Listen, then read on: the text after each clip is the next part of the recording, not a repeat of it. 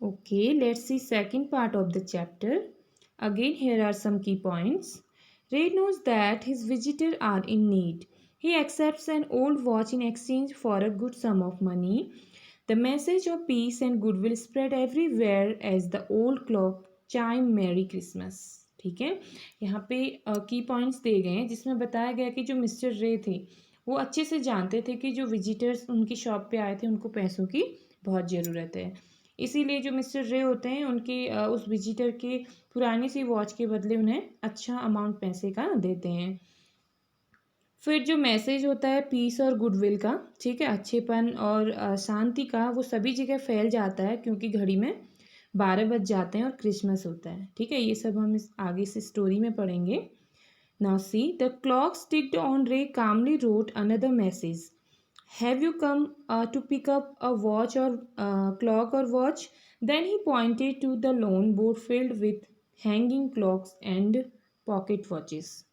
इसके बाद क्या होता है, जो मिस्टर रे होते जो घड़ियाँ होती हैं वो बजने लगी और जो मिस्टर रे थे उन्होंने एक नया मैसेज लिखा उस विजिटर के लिए कि क्या आप क्लॉक या वॉच लेने आए हैं। उसके बाद जो मिस्टर रे होते हैं वो एक लोन बोर्ड की ओर भी इशारा करते हुए उस विजिटर को बताते हैं कि आप पैसे भी ले सकते हैं अगर आपके पास देने के लिए कुछ घड़ी या पॉकेट वॉच है। ठीक है, now he was not a pawnbroker, but at the same time couldn't say no to the needy people who placed their old watches or clocks before him for anything they could get. He loaned more than he should. They would be there when the owners wanted them back at the same price he paid with no interest. ठीक है, यहाँ पे बेटा जो mister रे थे वो pawn broker नहीं थे, क्योंकि पॉन ब्रोकर क्या होता है, person who lends money at interest ना, क्योंकि ऐसा आदमी होता है पॉन ब्रोकर, ऐसा मीन्स कि मनी लेंडर जो इंटरेस्ट पे पैसे देता है, मीन्स कि पैसे देगा और उसके साथ एक्स्ट्रा पैसे मीन्स ब्याज के रूप में भी लेते हैं। ठीक है, तो जो मिस्टर रे थे वो ऐसा नहीं करते थे। वो जो भी नीडी पीपल उनके पास आता था, मीन्स कि जिसको पैसों की ज़रूरत होती थी, वो उनके पास आता था तो अपनी चीज़ उनके पास रख के उनसे पैसे ले जाता था और बाद में जब वो अपनी चीज़ लेने आता था तो वही प्राइस वो मिस्टर रे को देता था जो मिस्टर रे ने उसे दिया होता था। ठीक है, तो इसलिए विदाउट इंटरेस्ट वो नीडी पीपल की मदद करते थे। Then the older man seemed to feel a little easier, took out his hand from his pocket and quickly looked at the watch on his wrist. How much will you give me for this? The man wrote. अब जो visitor था, ठीक है, जो older man था जो कि रे के सामने खड़ा था, उसने अपने हाथ अपने पॉकेट से बाहर निकाला और अपने हाथ में जो घड़ी पहनी हुई थी उसकी ओर देखता है और क्या लिखता है नोटपैड में कि how much will you give me for this. ठीक है, वो लिखता है कि आप मुझे इस घड़ी के बदले कितने पैसे दोगे। Ray noticed a little shame in the grey eyes looking at him. The watch was nothing special and yet had a great power.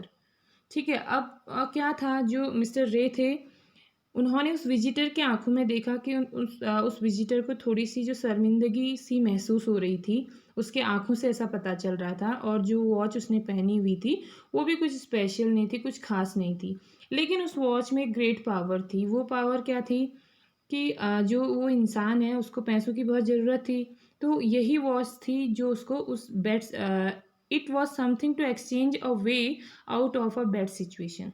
ठीक है, उस इंसान को उस बुरी सिचुएशन से बाहर निकाल सकती थी। Now, knowing that great need had brought the man to his shop in the first place, Ray asked, "How much do you need for it?"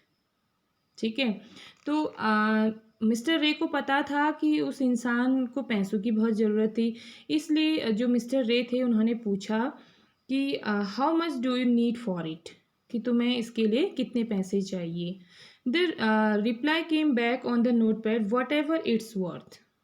अब जो विजिटर था उसने भी नोटपैड पे अपना आंसर लिखा, क्योंकि मिस्टर रे सुन नहीं सकते थे ना, तो उन दोनों के बीच जो कन्वर्सेशन चल रही थी वो लिखने से ही चल रही थी, नोटपैड पे लिखने से ही चल रही थी। तो उस आदमी ने नोटपैड पे लिखा, जितने पैसे इसके होते हों, मीन्स कि जितने पैसे इसके बनते हों, आप मुझे उतने ही पैसे दो। Ray reached into his cash box, pulled out a $50 note and passed it into the man's hand. अब जो मिस्टर रे थे उन्होंने अपना कैश बॉक्स निकाला और क्या किया, $50 उस आदमी को दे दिए। As they shook hands, Ray looked into the man's eyes. They seemed to say, "Thank you." ठीक है, अब क्या था, जैसे ही उन दोनों ने जैसे ही मिस्टर रे ने उसे पैसे दिए तो दोनों के हाथ आपस में मिल गए। तो उस आदमी को वो जो आदमी था मिस्टर रे को थैंक यू कहना चाह रहा था, ऐसा मिस्टर रे को फील हुआ था। Now they both new the watch wasn't worth that much. Before turning to leave, the man wrote, "I will be back to pick it up as soon as I can. Merry Christmas." अब क्या था, दोनों को ही पता था, दोनों means कि mister रे और उस विजिटर को, दोनों को ही पता था कि जो उस वॉच की कीमत थी वो $50 नहीं थी, क्योंकि वो पुरानी सी थी, स्पेशल नहीं थी। ठीक है, तो वो जो आदमी है वो क्या लिखता है नोटपैड में, "I will back to pick it up as soon as I can, merry Christmas." तो वो लिखता है कि मैं जल्दी ही इसे लेने आऊँगा। ठीक है, और मिस्टर रे को हैप्पी क्रिसमस कह के या मैरी क्रिसमस कह के वो चला जाता है। The little story ended on the half hour with the clocks striking all together, the time pieces which had been looking on silently all the while, rang out the time with such feeling that even Ray thought he could hear them.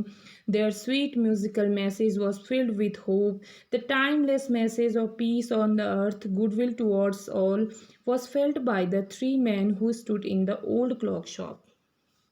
अब जो ये छोटी सी story थी, ठीक है, ये क्या होता है, तभी ख़त्म होती है जब क्या होता है, सारी घड़ियों में 12 बज जाते हैं और क्रिसमस का डे आ जाता है।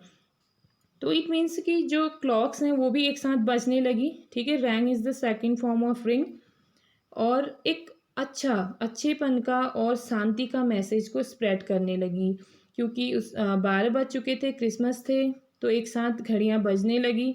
तो उस समय ऐसा लग रहा था कि मानो वो जो क्लॉक्स हैं वो भी एक मैसेज दे रही हूँ, गुडविल का, अच्छेपन का और शांति का, और कह रही हूँ कि अर्थ पे क्या करना चाहिए, पृथ्वी पे रहने के लिए सभी को शांति बनाए रखनी चाहिए और एक दूसरे की हेल्प करनी चाहिए।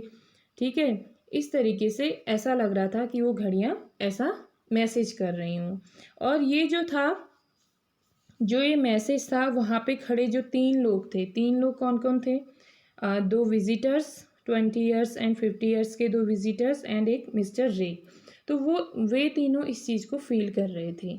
अब कैसे फील कर रहे थे, क्योंकि मिस्टर रे ने उनकी हेल्प की थी, और जो 2 विजिटर आए थे वो इस इरादे से नहीं आए थे कि इतनी पोलाइटली उनका सब काम हो जाएगा। ठीक है, वो शायद हो सकता है उनकी दुकान को लूटना चाहते हों, कुछ भी।